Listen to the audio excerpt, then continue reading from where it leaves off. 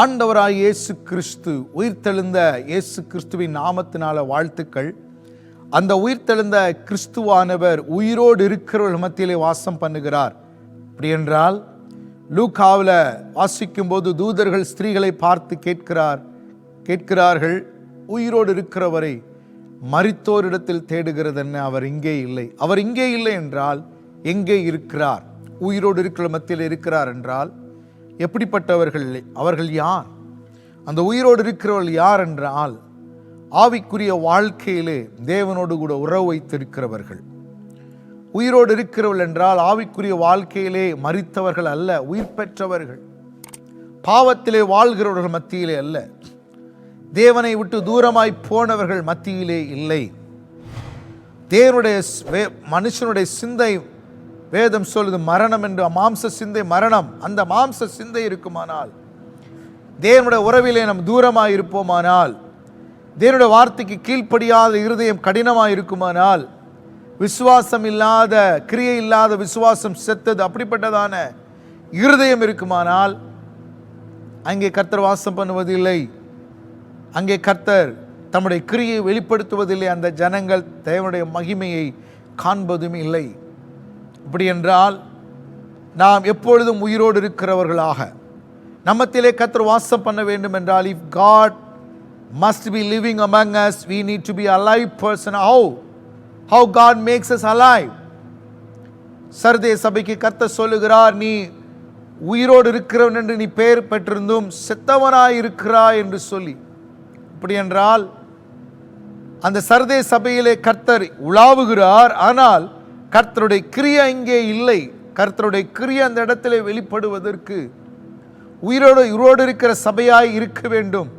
ஒரு சபை, ஒரு ஜீவனுள்ள சபை, லிவிங் சர்ச் என்பது எதிலிருந்து நாம் புரிந்து கொள்ளுகிறோம் என்றால், அவங்களுடைய ஆவிக்குரிய வாழ்க்கை, அவருடைய விசுவாசம், கீழ்ப்படிதல், அவங்க தேவனோடு தொழுது கொள்ளுதலுடைய ஜெபம், இது எல்லாம் உயிரூட்டம் உள்ளதாக ஒரு ஃபயர்.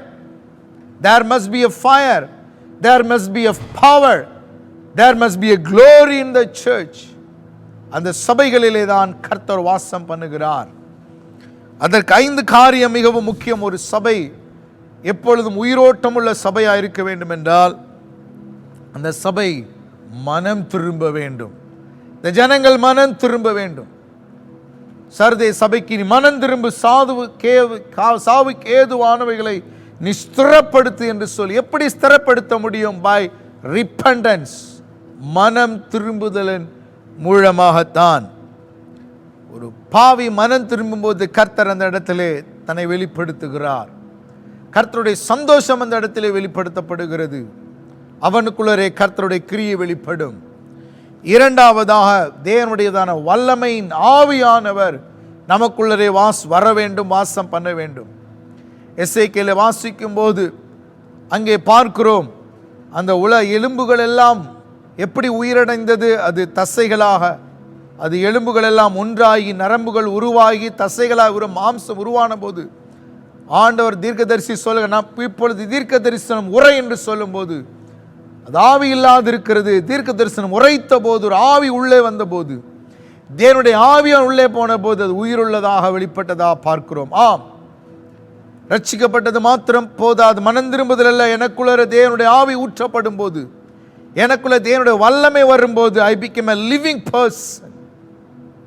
எனக்குள்ள தேவனுடைய வல்லமை மிகவும் அவசியம். மூன்றாவது, விசுவாசமும் கீழ்ப்படிதலும். ஆபிரகாமும் சாராளும் பார்க்கிறோம், குழந்தை இல்லை, 100 வயதாகிவிட்டது, சரீரம் செத்தது, சாராளுடைய சரீரம் மரித்த ஒரு நிலைமை, பிள்ளை பெற்று எடுப்பதற்குரிய வல்லமை இல்லை, தகுதி இல்லை. ஆனால் வேதம் சொல்லுகிறது, ஆபிரகாம் தன்னுடைய சரீரம் செத்ததையும் தன்னுடைய சாராளுடைய சரீரம் செத்திருக்கிறதையும் பார்க்கவில்லை, விசுவாசித்தான், கீழ்ப்படிந்தான், சாராள் பிள்ளை பெற்றால். எப்படி உண்டானது? ஒரு மரித்த நிலைமையில் இருக்கிற சரீரத்திலிருந்து எப்படி ஒரு பிள்ளை பிறந்ததென்றால் ஒன்றே ஒன்று, கிரியை உள்ள விசுவாசமும் கீழ்ப்படிதலும் தான். அப்படி என்றால் இந்த நாளிலே உங்களுடைய வாழ்க்கையிலே ஒரு விசுவாசமும் கீழ்ப்படிதலும் சுற்றி இருக்கிற உங்கள் ஹோப்லெஸ் சிச்சுவேஷனுக்கு கர்த்தர் ஒரு மாற்றத்தை உண்டு பண்ண முடியும். கர்த்தரை விசுவாசிங்கள், வார்த்தைக்கு கீழ்ப்படி. அது மாத்திரமல்ல, வேதம் சொல்லுகிறது, நம்ம லூக்கால வாசிக்கிறோம், பிசாசான இயேசுவை சோதிக்கும் போது இது பசித்தது, இந்த கல்லை நீ அப்பமாக்கி சாப்பிடு என்று சொல்லும் போது இயேசு சொல்லுகிறார், மனுஷன் அப்பத்தினாலே மாத்திரமல்ல தேவனுடைய வாயிலிருந்து புறப்படுகிற ஒவ்வொரு வார்த்தையினாலே பிழைப்பான் என்றால், இப்படி என்றால் தேவனுடைய வார்த்தை ஒரு மனிதனை பிழைப்பூட்டுகிறது.